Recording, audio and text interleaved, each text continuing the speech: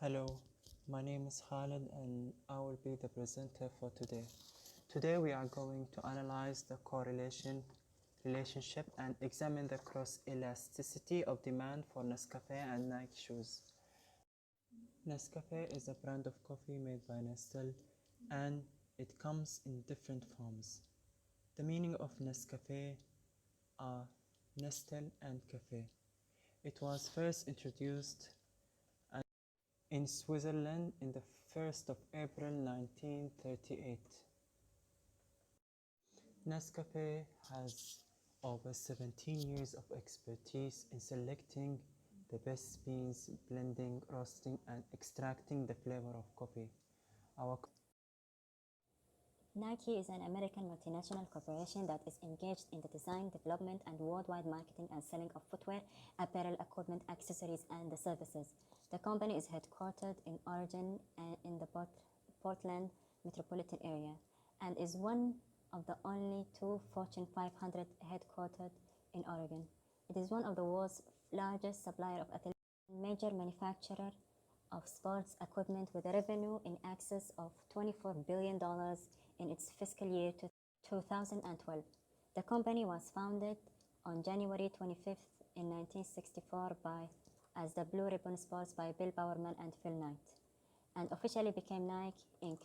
on the 30th of May 1978. The company takes its name from the Nike, the Greek goddess of victory. Nike markets its products under its own brand as well as Nike Golf, Nike Pro, Nike Plus, Nike Jordan, Nike Skateboarding, and subsidiaries, including Cole Haan, Harley International, Ampro, and Converse. In addition to manufacturing sportswear and equipment, the company operates retail stores under the Nike Town name.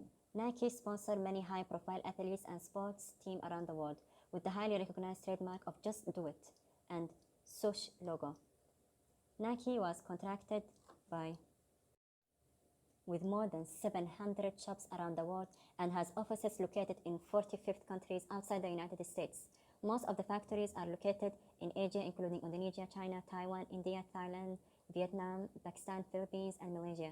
Nike is hesitant to disclose information about contract companies it works with. However, due to harsh criticism from some organizations like CoreWatch, Nike has disclosed information about its contract factories in its corporate governance report. What is the cross elasticity of demand?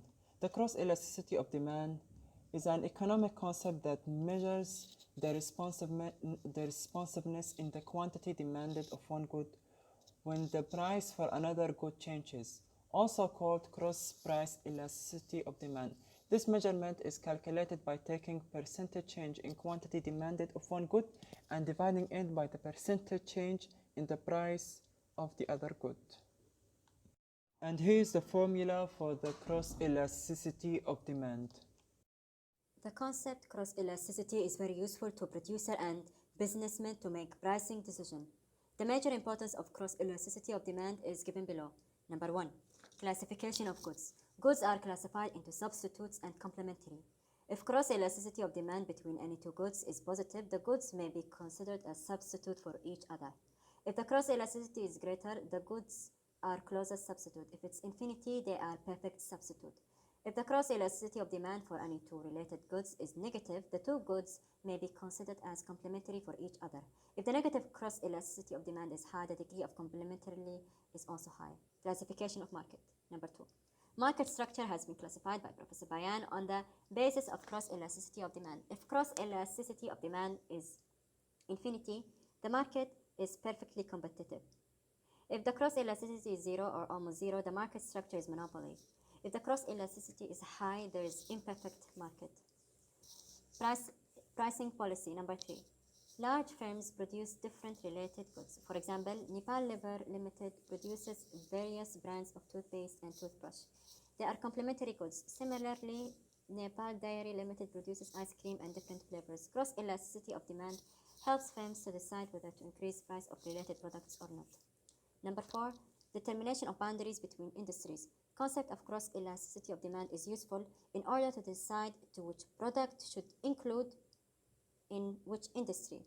If related goods having negative cross elasticity complementary goods.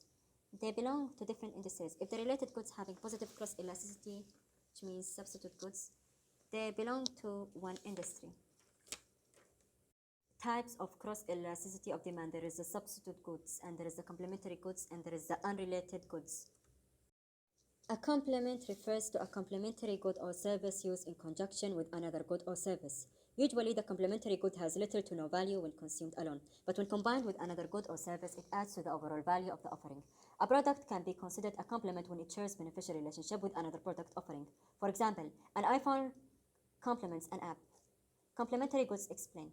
The joint demand nature of complementary goods causes an interplay between the consumer needs for the second product as the price of the first product fluctuates. In economics, this connection is called negative cross elasticity of demand. So as the cost of product increases, the user's demand for the complement product decreases. Further, as the consumer demand weakens, the market price of the complementary good or service may fall. For example, when the price of good rise, the demand for its complement falls because consumers are unlikely to use complement product alone. So key takeaways are: a complementary good is one used in conjunction with another good or service. Such a good may have a little value without its complement. When the price of a particular good rises, the demand for its complement drops because consumers are unlikely to use the complement alone. Complements and elasticity. There are weak complementary goods and strong complementary goods. Weak complements have a low cross elasticity of demand. For example, if the price of coffee increases, it will only have a marginal impact on reducing the consumption of cream. In the case of Apple increasing the price for iPhones, this would reduce the sales of and the demand for iOS apps. Complementary goods differ from substitute goods, which are different products or services that satisfy the same consumer needs. The Apple iPhone is suitable for Samsung phones. These two products can therefore replace each, so rather than complement each other, they become substitute goods. For this reason, if the price of iPhone increases, the consumer demand for a substitute will also increase. A substitute goods or substitutes are at least two products that could be used for the same purpose by the same consumers. If the price of one product rises or falls, then the demand for the substitute goods or substitute good, if there is just one other, is likely to increase or decline. The other products, the substitutes, have a positive cross elasticity of demand. Substitute goods are identical, similar, and comparable to another product in the eyes of the consumer. Substitute goods can either fully or partly satisfy the same needs of the customers, therefore they can replace one another, so the consumer believes. Pepsi is a substitute good for Coca-Cola and vice versa. When the price of Coca-Cola goes up, demand for Pepsi will subsequently rise if the Pepsi does not raise its price. According to Cambridge Dictionary, substitute goods are products that can satisfy some of the same customer needs as each other. Butter and margarine are classic examples of substitute goods. If someone does not have access to a car, they can travel by bus or bicycle. Buses or bicycles, therefore, are substitute goods for cars. Substitute goods are two or more products that the consumer can use for the same purpose. Examples of substitute goods include Coke and Pepsi, tea and coffee, Tim Hortons, and Starbucks. Independent goods are goods that have a zero cross elasticity of demand. Changes in the price of one good will have no effect on the other demand for an independent good. Thus, independent goods are neither complements nor substitutes. For example, a person's demand for nails is usually dependent on her demand for bread, since they are two unrelated types of goods. Note that this concept is subjective and depends on the consumer personal utility function. So what is the correlation relationship between Nescafe and shoes? We went and asked the people about the correlation and hear what they had to say. No correlation between Nike shoes and Nescafe. Absolute nothing, because There's no there's correlation. between Nescafe and Nike. So it is safe to conclude that any change in the price of Nike shoes will not affect the consumption of Nescafe, as there is no correlation between them and the elasticity is zero between Nescafe and Nike. And any increase in the price of Nike shoes will not affect the consumption of Nescafe, because there is no correlation and the cross elasticity would be zero. I hope you enjoyed the video. Thank you very much.